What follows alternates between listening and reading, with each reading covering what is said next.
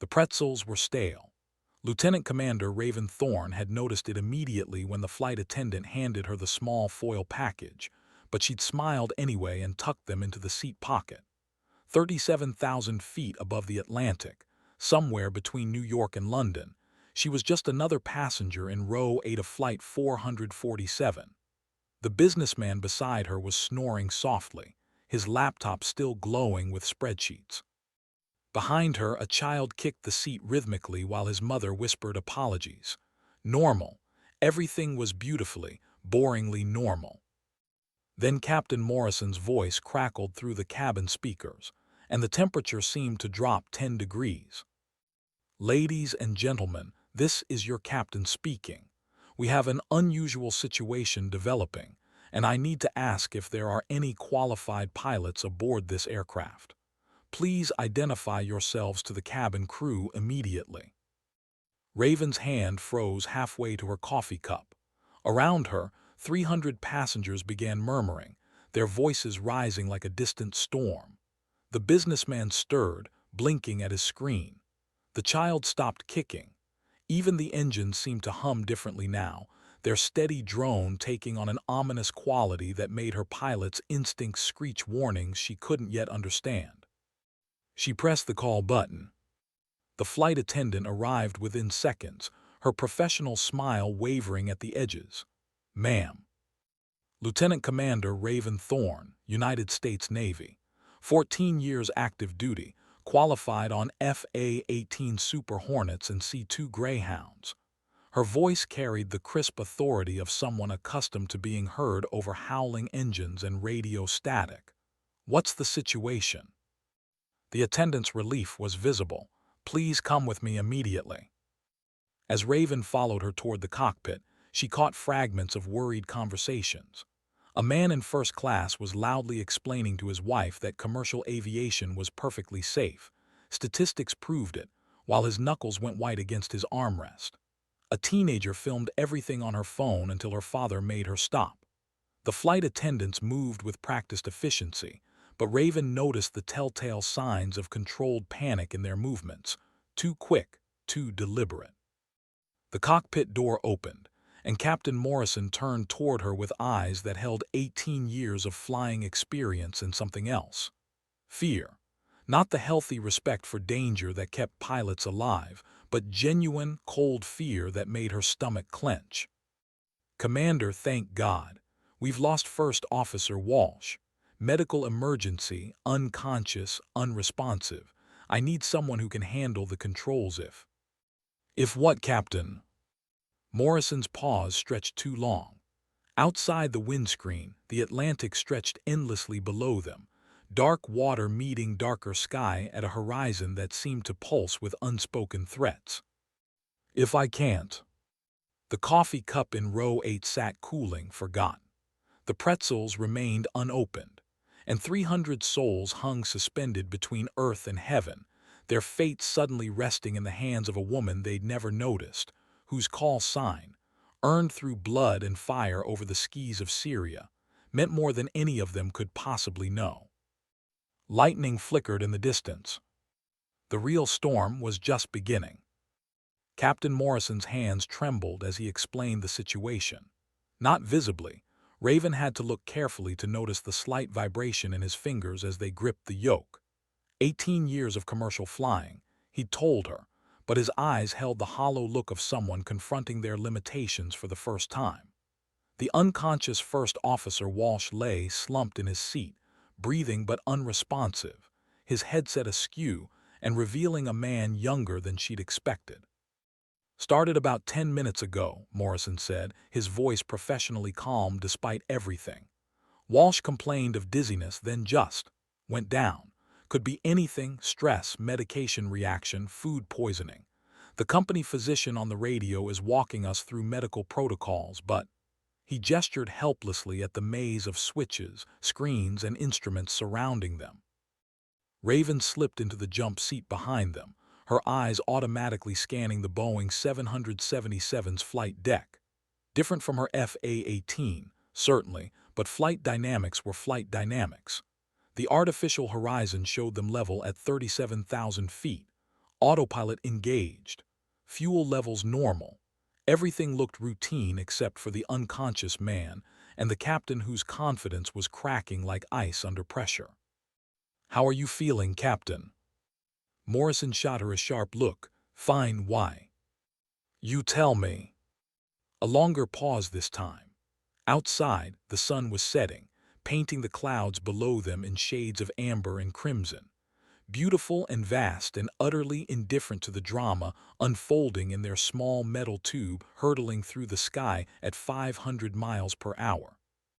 "Chest pain started about 5 minutes after Walsh went down," Morrison admitted quietly. "Could be stress, could be." He didn't finish the sentence. Raven felt her training kick in, that familiar mental shift from passenger to pilot, from observer to participant. In the Navy, they'd called her Reaper, after a mission over Damascus where she'd brought back a crippled Hornet on one engine and fumes, saving not just her own life but preventing the loss of a $60 million aircraft. The call sign had followed her through 3 deployments, 2 carrier assignments, and more combat hours than most pilots saw in their entire careers.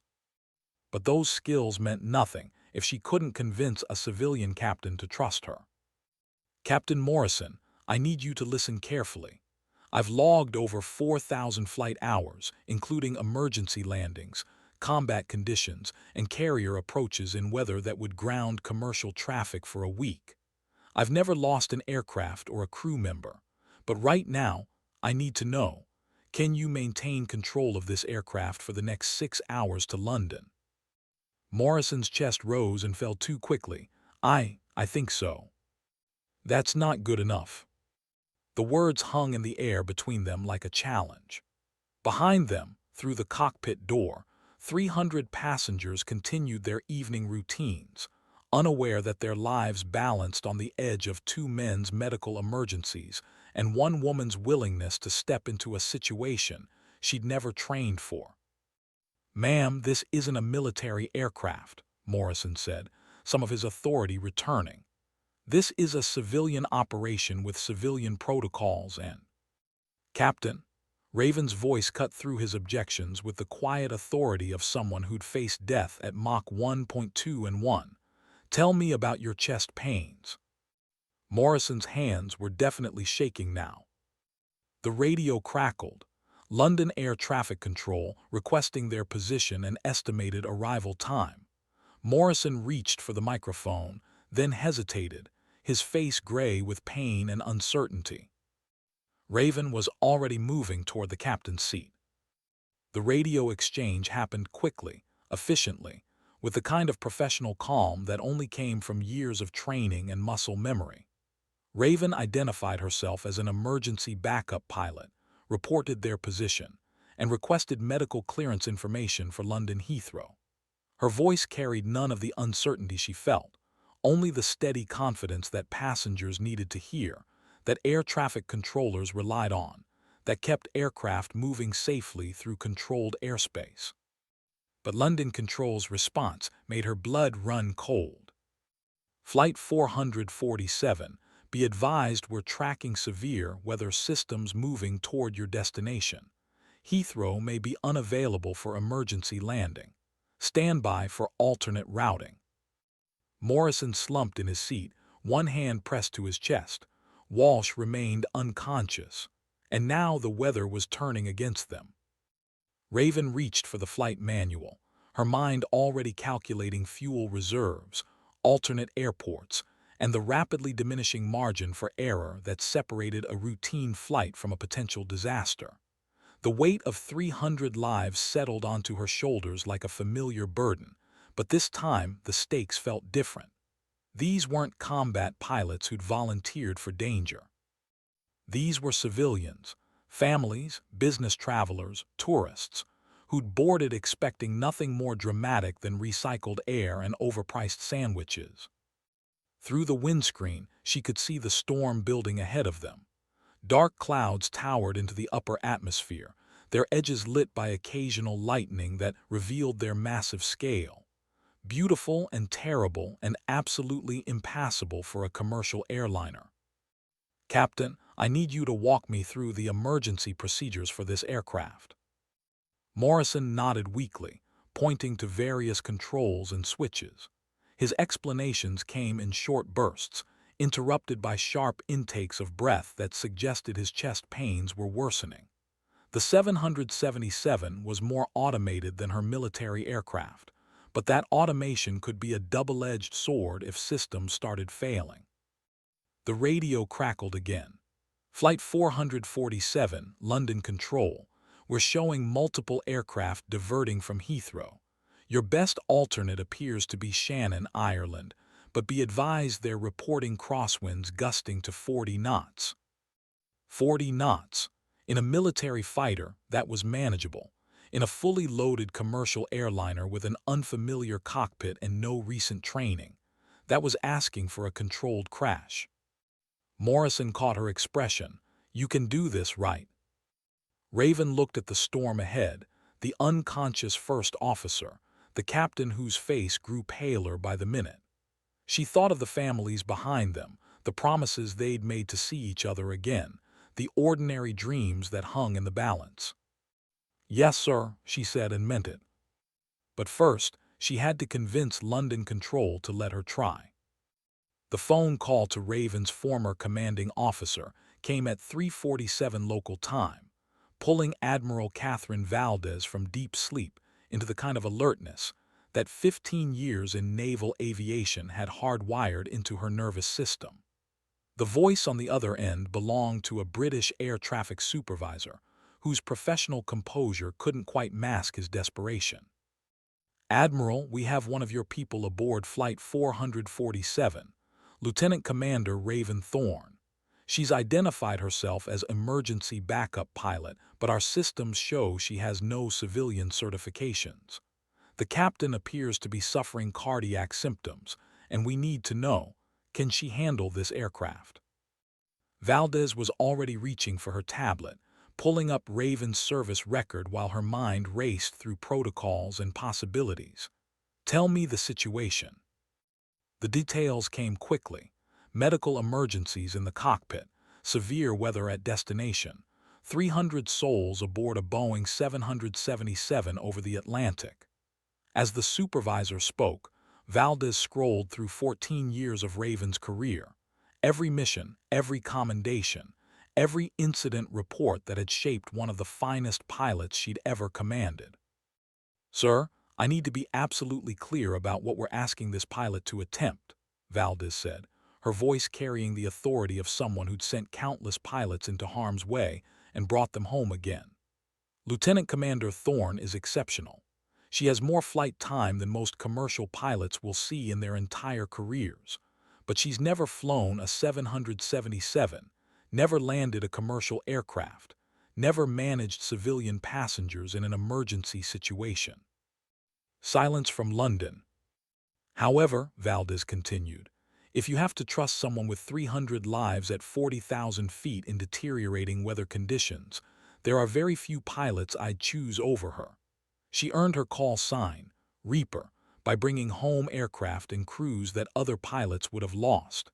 She's steady under pressure, precise under fire, and she's never met a problem she couldn't solve.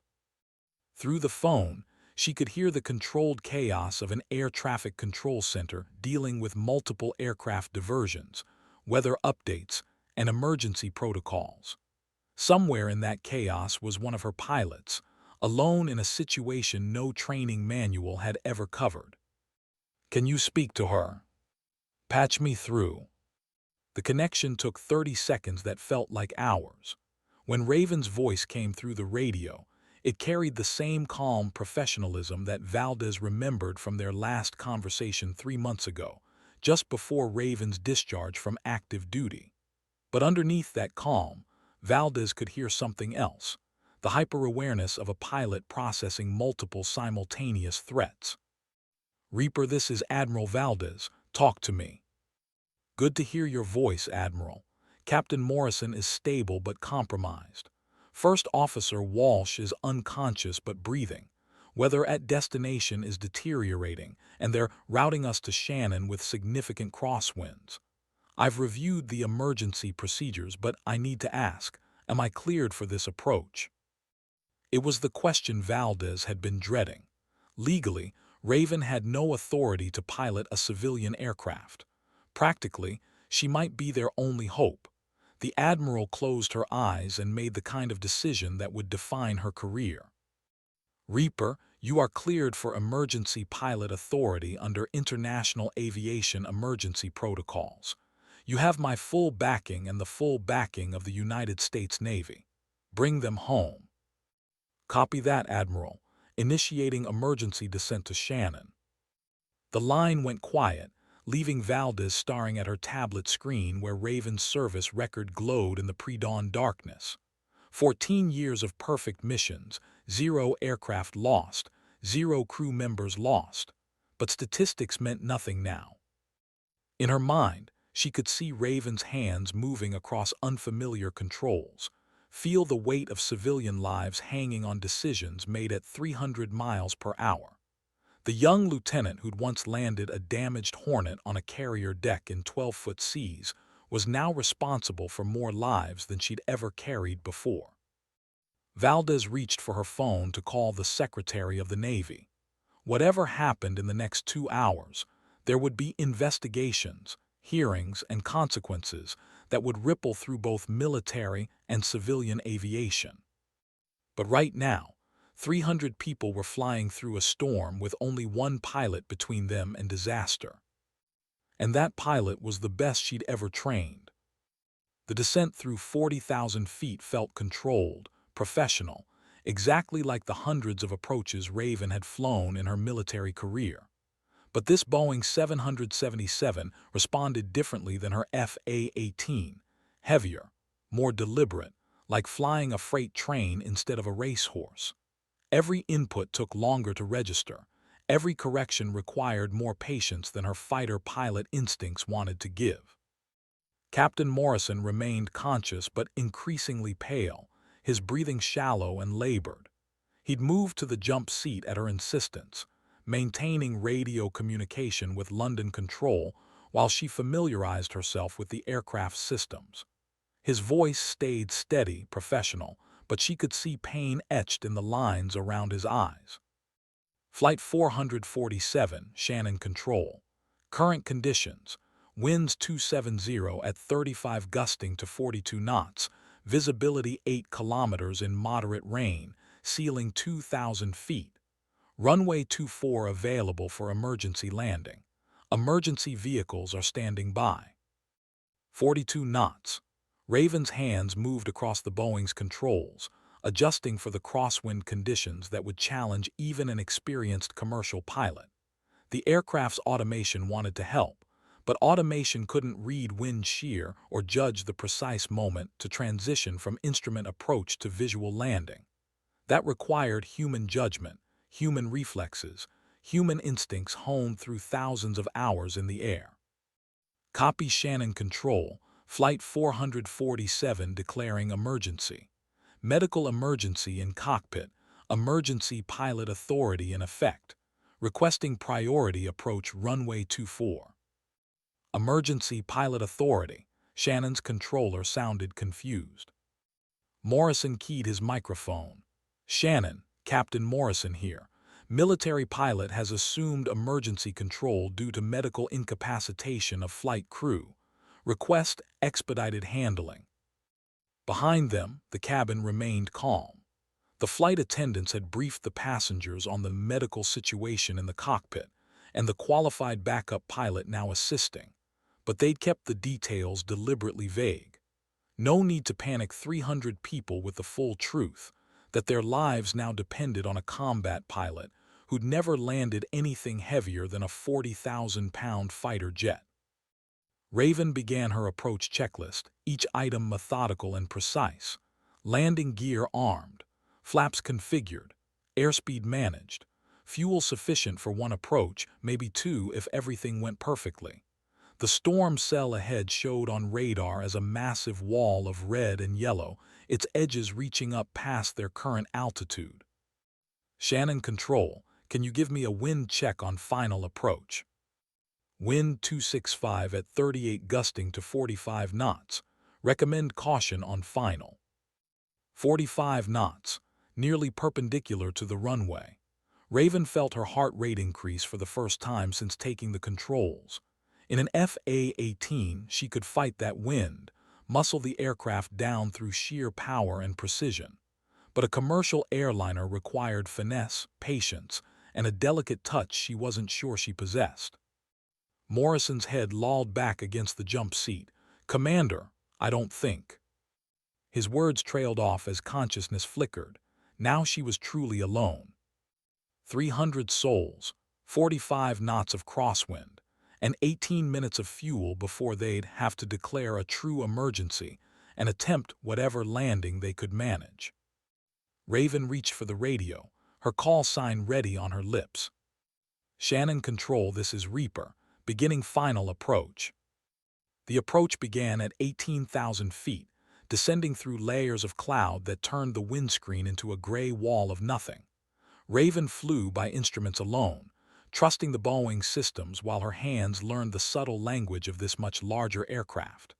Every input felt delayed, cushioned, like flying through thick air that absorbed her commands and returned them slowly, reluctantly. Behind her, Captain Morrison drifted in and out of consciousness, occasionally stirring to mutter flight guidance before his eyes closed again. First Officer Walsh remained unconscious, his breathing steady but concerning. The weight of their conditions pressed against her concentration like a physical force, demanding attention she couldn't spare. At 12,000 feet, they broke through the cloud deck. Ireland spread below them like a patchwork of green fields and stone walls, beautiful and surprisingly close. Shannon Airport's runway lights cut through the gathering dusk, a bright line of hope across the landscape. But the aircraft bucked and rolled as they descended, wind sheer grabbing at the Boeing's massive frame and testing every adjustment she made. Flight 447, Shannon Tower. Wind check, 270 at 41 gusting to 47 knots. You're cleared for emergency approach runway 24. 47 knots, getting worse. The radio crackled with another voice, crisp, professional, unmistakably American. "Shannon Tower, this is Colonel Martinez, United States Air Force. I'm aboard Flight 447 as passenger, requesting permission to assist emergency pilot." Raven's heart jumped. She'd heard that name before, knew Martinez by reputation as one of the finest transport pilots in the Air Force. Having another set of military-trained hands available could make the difference between a successful landing and a smoking crater. "Colonel Martinez, this is Reaper. Report to cockpit immediately." Martinez appeared within minutes, a compact man with steel-gray hair and the kind of calm competence that came from flying cargo into hostile airfields. He assessed the situation quickly, Morrison's condition, Walsh's unconsciousness, the weather building ahead of them, and slipped into the first officer's seat without ceremony. "C-17 pilot, ma'am, landed in worse conditions than this. What do you need?" For the first time since taking the controls, Raven felt some of the pressure lift from her shoulders. Martinez might not know this specific aircraft, but he understood heavy planes, crosswind landings, and emergency procedures. More importantly, he understood the weight of responsibility they both carried. "Wind correction on final approach. These civilian systems are different from what I'm used to." Martinez nodded, his hands moving efficiently across the unfamiliar controls. "Boeing's got good crosswind handling, but she's going to want a weather vane in this wind. We'll need to maintain heading with rudder and use aileron to control drift." 7 miles from touchdown. The runway lights grew brighter through the windscreen, but the aircraft continued to buck and roll as wind gusts hammered them from different directions. Raven could feel the Boeing fighting her inputs, its automated systems trying to maintain stability while the wind tried to push them off course. "Tower, Flight 447, requests wind check." Wind 275 at 39 gusting to 44 knots. Emergency vehicles remain standing by. Better, not good, but better. At 3 miles out, the runway was clearly visible, a strip of concrete that looked impossibly narrow from their current altitude and angle. Raven felt the familiar surge of adrenaline that came with every challenging approach, the heightened awareness that made everything seem sharper, clearer, more immediate. "Colonel, monitor my airspeed. Call out any deviations." "Roger, speed looks good. Centerline, drifting left." Raven corrected with gentle pressure on the rudder pedals, feeling the aircraft respond slowly but surely. The ground rushed up toward them, fields and roads and buildings growing larger by the second. 2 miles. 1 mile. The wind hit them like a fist. The Boeing lurched violently to the left, its nose swinging 20 degrees off course as a massive gust caught them in a classic wind shear situation. Raven felt the aircraft trying to flip inverted, the kind of sudden, catastrophic loss of control that had killed crews far more experienced than she was. Training took over. Full right rudder to counter the yaw, aileron input to level the wings, power adjustment to maintain airspeed through the shear. The Boeing groaned and fought back, its massive frame resisting her commands while momentum and wind and gravity battled for control. "Airspeed dropping," Martinez called out. 140, 135. Too slow. They were falling behind the power curve, that deadly zone where no amount of engine thrust could overcome the aircraft's tendency to simply fall out of the sky. Raven pushed the throttles forward, feeling the engines respond with a surge of power that pressed her back into the seat. 140, 150, holding 150. The runway filled the windscreen now, concrete and lights, and the white lines that marked the threshold of safety. But they were still 20 degrees off centerline, still fighting wind that seemed determined to drive them into the ground beside the runway instead of on it. Martinez's hands moved across the instrument panel, configuring systems for landing while his voice remained steady as granite. 50 feet, 40, 30. The wind shifted again, this time helping instead of hindering, and suddenly they were aligned with the runway centerline. Raven felt the aircraft settle into the approach path like a key finding its lock. 20 feet, 10. The main landing gear touched Irish concrete with a firm but controlled impact. The nose wheel followed a moment later. Reverse thrust engaged automatically, and the Boeing began its rollout down runway 24 while emergency vehicles raced alongside them, red and blue lights strobing through the rain. They were down. "Ladies and gentlemen, welcome to Shannon Airport." Martinez was already on the radio, coordinating with emergency medical personnel while Raven completed the shutdown checklist. Her hands moved automatically through the post-landing procedures, but her mind was processing the magnitude of what had just happened.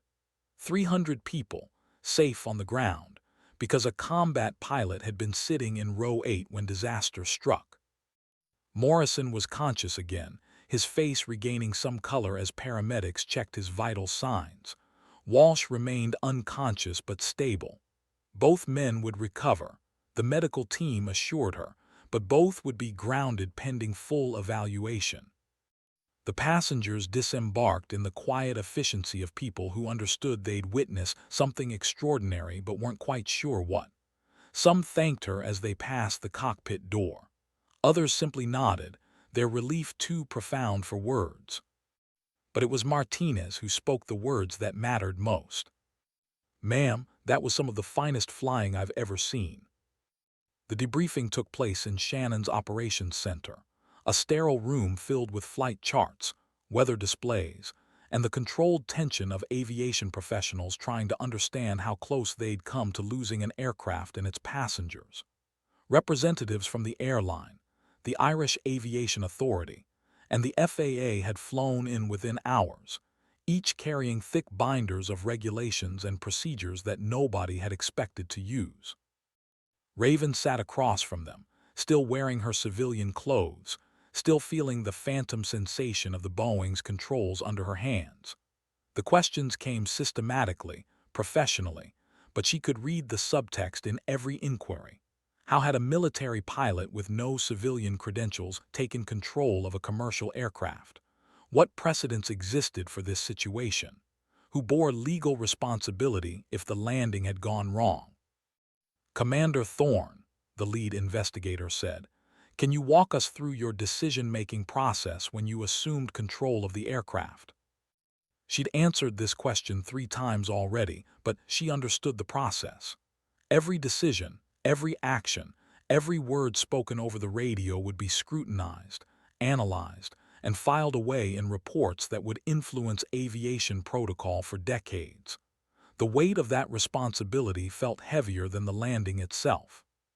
Captain Morrison was experiencing cardiac symptoms that impaired his ability to safely control the aircraft. First Officer Walsh was unconscious.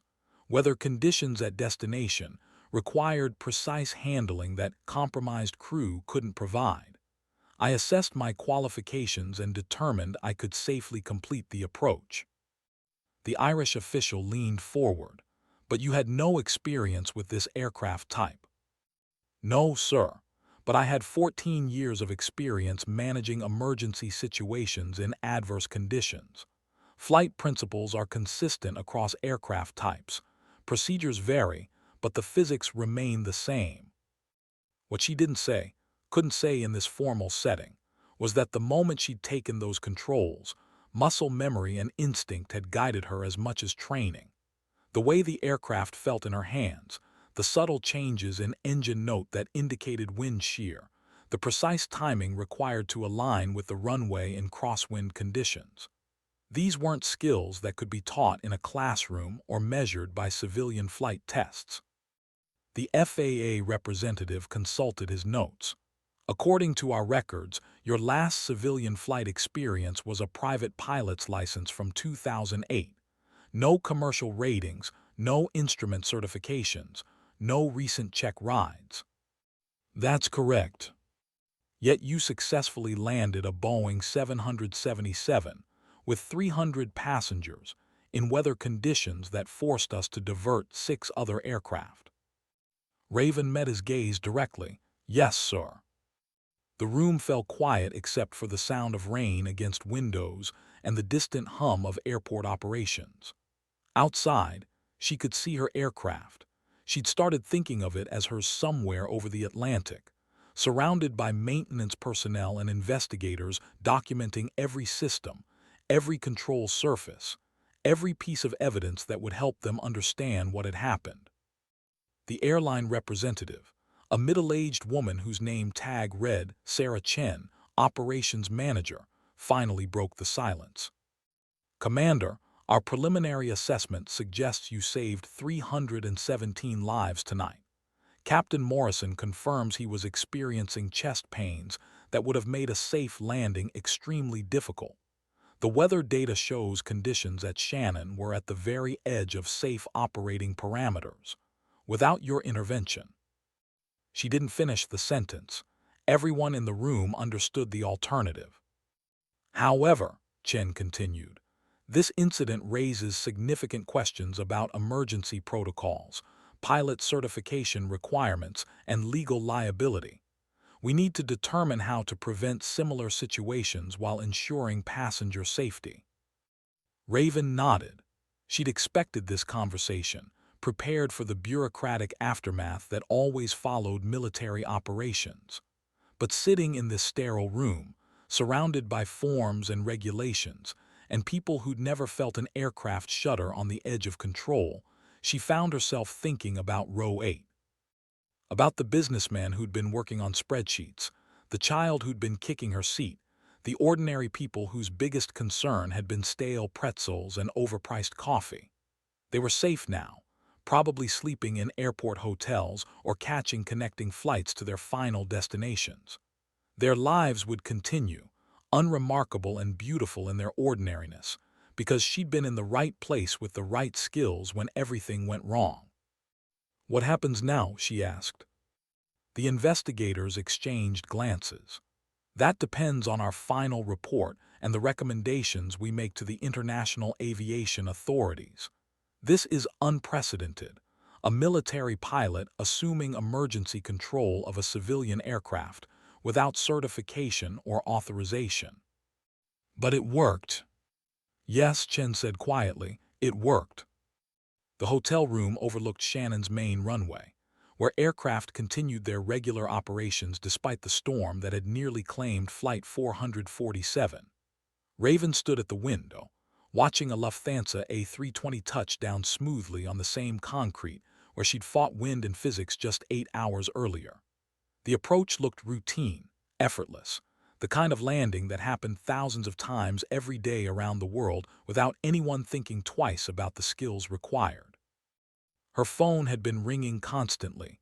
Journalists, aviation bloggers, military colleagues who'd heard fragments of the story through official channels. She turned it off after the 15th call, needing silence to process everything that had happened. The adrenaline had faded hours ago, leaving behind the familiar emptiness that always followed intense operations. A knock at her door interrupted her thoughts. Colonel Martinez stood in the hallway, no longer wearing his passenger clothes but the crisp uniform of an Air Force officer.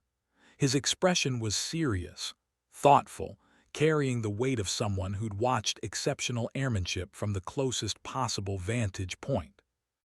"Ma'am, hope you don't mind the interruption. I wanted to speak with you before the circus really gets started." Raven gestured him inside, grateful for conversation with someone who understood what they'd experienced. Martinez moved to the window, looking out at the same runway where they'd fought for 300 lives. 28 years flying for the Air Force, he said quietly. Cargo runs into Baghdad, medical evacuations from Afghanistan, disaster relief operations that required landing on roads and soccer fields, and anywhere else we could find flat ground. I've seen pilots handle impossible situations with skill that defied explanation. He turned to face her. "What you did tonight was different, not just the technical skill, though that was impressive, but the decision-making under pressure, the way you took responsibility for lives you'd never met, the calm professionalism when everything was falling apart. That's not something you learn in flight school." Raven felt heat rise in her cheeks. Praise from fellow military personnel always affected her more than civilian recognition. These were people who understood the real costs of failure, who'd faced similar moments when everything balanced on the edge of human capability. "I had help, Colonel. Your assistance made the difference." Martinez shook his head. "I followed your lead. You made the decisions. You handled the aircraft. You brought us home." He paused, choosing his words carefully. "There's going to be media attention, investigations, probably congressional hearings. The aviation industry is going to study this incident for years. But I want you to know from one pilot to another, what you did tonight was extraordinary." Outside, another aircraft approached through the rain, its landing lights cutting through the darkness. Normal operations, routine approaches, pilots and passengers who would never know how close Flight 447 had come to becoming a headline instead of a footnote. "The passengers don't know, do they?" Raven asked. "Not really." "No, and maybe that's better. They trusted us to get them home safely, and we did. Sometimes the details matter less than the result." Martinez moved toward the door, then paused. "Ma'am, can I ask what you're planning to do next? The Navy listed you as discharged 3 months ago." Raven had been avoiding that question since the debriefing ended. 14 years of military service, honorably discharged, no clear plan for civilian life. She'd been considering corporate jobs, maybe flight instruction, possibly even commercial aviation if she could stomach the bureaucracy and regulations. Tonight had changed something fundamental in her understanding of what she was capable of, what responsibility meant, what it felt like to hold other people's lives in decisions made at 300 miles per hour. "I'm not sure, Colonel, but after tonight, I think I understand something I didn't before." "What's that?" She looked out at the runway where it had all happened, where training and instinct and pure determination had converged in 18 minutes that would define the rest of her life. That some responsibilities choose you. The morning briefing at Shannon included representatives from 6 different organizations, each with their own perspective on what the media was already calling the miracle at Shannon. Raven sat at the head of a conference table covered with aviation charts, weather reports, and preliminary incident analysis, while officials debated the implications of her actions. The Irish Aviation Authority representative spoke first. From a regulatory standpoint, what happened last night creates significant precedent. We have no existing protocol for military personnel assuming emergency control of civilian aircraft. The legal implications are staggering. The legal implications are irrelevant, Admiral Valdez replied via video conference from Norfolk. 317 people are alive this morning because Lieutenant Commander Thorne had the skills and courage to act when trained commercial pilots couldn't. Focus on that. The Boeing representative, a soft-spoken engineer named David Park, consulted his tablet.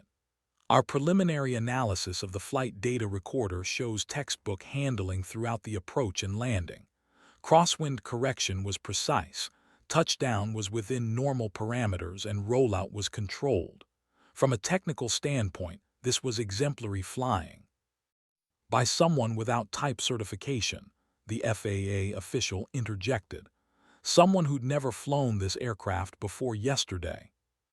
Raven had listened to 30 minutes of this debate, watching professionals dissect her decisions with the dispassionate analysis of people who'd never felt their aircraft trying to flip inverted at 500 feet above ground. The disconnect between their theoretical discussions and the reality of what had happened in that cockpit felt like a canyon she couldn't bridge. "May I speak?" The room quieted. All eyes turned to her, some curious, others appraising, most carrying the weight of people trying to understand something that defied their normal categories of analysis. Yesterday afternoon, I was a passenger. I bought my ticket, checked my bag, and planned to sleep through most of the flight to London. I wasn't looking for responsibility or recognition or the chance to prove anything. But when Captain Morrison made that announcement, when I saw what was happening in that cockpit, I had a choice. She looked around the table, meeting each official's gaze. I could have stayed in row 8, let someone else handle the emergency, hope that everything would work out. Or I could use 14 years of training and experience to help save lives. That's not a legal question or a regulatory issue or a precedent-setting decision. That's just human responsibility. The airline operations manager leaned forward. But what if you'd failed? What if your unfamiliarity with the aircraft had caused an accident? Who would bear responsibility for that decision? "I would," Raven said simply. "I assessed the risk, weighed my capabilities against the alternatives, and made the best decision I could with the information available. If it had gone wrong, the responsibility would have been mine alone." Admiral Valdez's voice came through the speakers with unmistakable pride. "That